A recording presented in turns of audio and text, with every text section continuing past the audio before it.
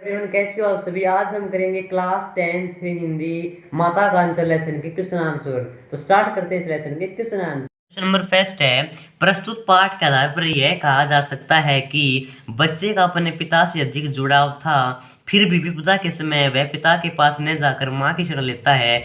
आपकी समझ में से इसकी क्या वजह हो सकती है? तो इसका आंसर है, माता से बच्चे का रिश्ता ममता पर आधारित होता है, जबकि पिता से स्नेह आधारित होता है। बच्चे को विपदा के समय अत्यधिक ममता और स्नेह की आवश्यकता थी। भोलानाथ का अपने पिता से अपार स्नेह था, पर जब उस पर विपदा आई तो उसने जो स्नेह की आवश्यकता थी और वह केवल माँ की ममता में ही थी। ये हमारे क्वेश्चन नंबर फर्स्ट का आंसर हो गया। फिर आता हमारा क्वेश्चन नंबर सेकंड है। क्वेश्चन नंबर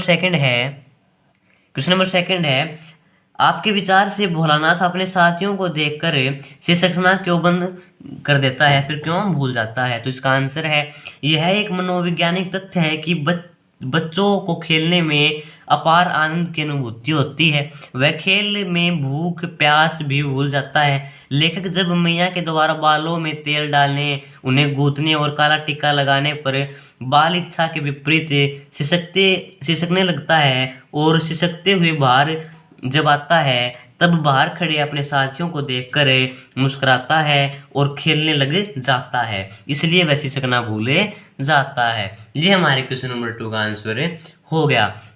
नेक्स्ट क्वेश्चन है, भोलानाथ और उसके साथियों के खेल और खेलने की सामग्री आपके खेल और खेलने की सामग्री से किस प्रकार भिन्न है? तो इसका आंसर है, भोलानाथ और उसके साथी के खेल तत्कालीन परंपरागत दैनिक जीवन से जुड़े हुए थे और उनकी खेल सामग्री भी घर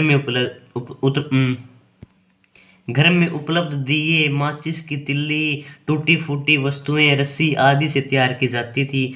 वे धरोंदा बनाने, दुकान चलाने, बारात का खेल आदि खेलते थे।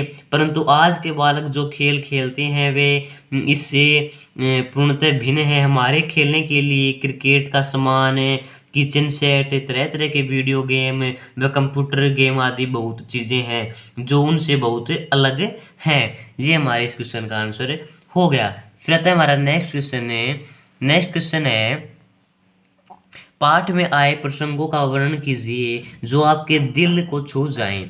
तो इसका आंसर है, पाठ में ऐसे अनेक रोचक प्रसंग आए हैं जो हमारे दिल को छू गए हैं। उन प्रसंगों में से एक सबसे अच्छा दिल को छूने वाला प्रसंग वह लगता है जब चूहे की जगह सांप बिल में से निकल आया और बच्चे उसे देखकर रोते चिल्लाते बेहताश भागने लगे।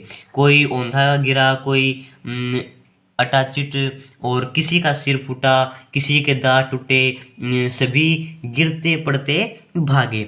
बालक भोलानाथ एक सुर में दौड़ा और माँ के गोद में शरण ली। ये हमारे इस क्वेश्चन का आंसर हो जाएगा।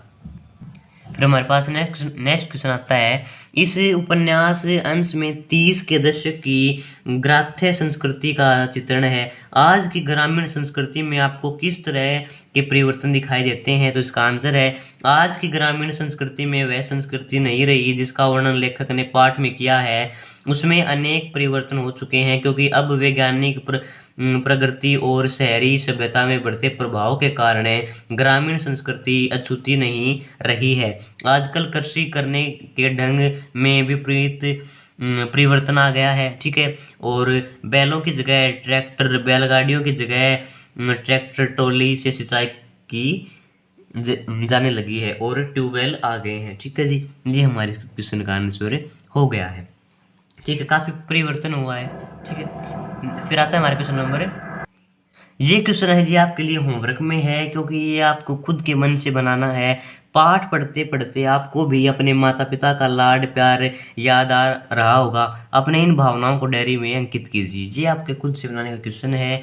और फिर आता है नेक्स्ट क्वेश्चन, ये है, यहाँ माता पिता का बच्चे के प्रति जो वात्सल्य व्यक्त हुआ है उसने अपने शब्दों में लिखिए।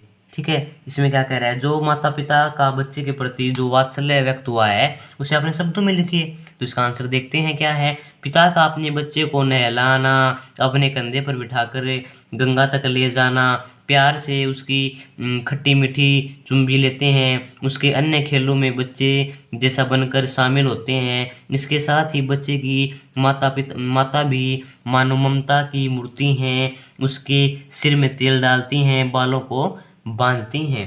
ये हमारे इस क्वेश्चन का आंसर हो जाएगा। फिर आता है नेक्स्ट क्वेश्चन।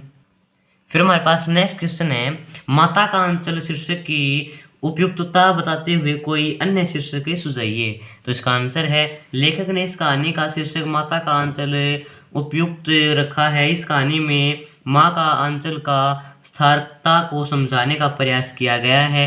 बच्चा चाहे लाख अपने पिता के पास समय व्यतीत करता हो, लेकिन भरपेट खाना तो उसे माँ ही खिला पाती है। इसलिए इस कहानी के लिए माता का अंचल शीर्षक उपयुक्त है। मेरी राय में इसका दूसरा शीर्षक या तो सुनहरा मौका होना चाहिए या फिर बचपन के खेल, क्योंकि इस लेसन में ज़्यादातर माता का अंचल के बारे में बताया गया है और जो लेखक है वो खेलने में ज़्यादा, अपने दोस्तों में ज़्यादा समय व्यक्त करता है। ठीक है, तो इसके हिसाब से आपको जो अच्छा लगे वो शीर्षक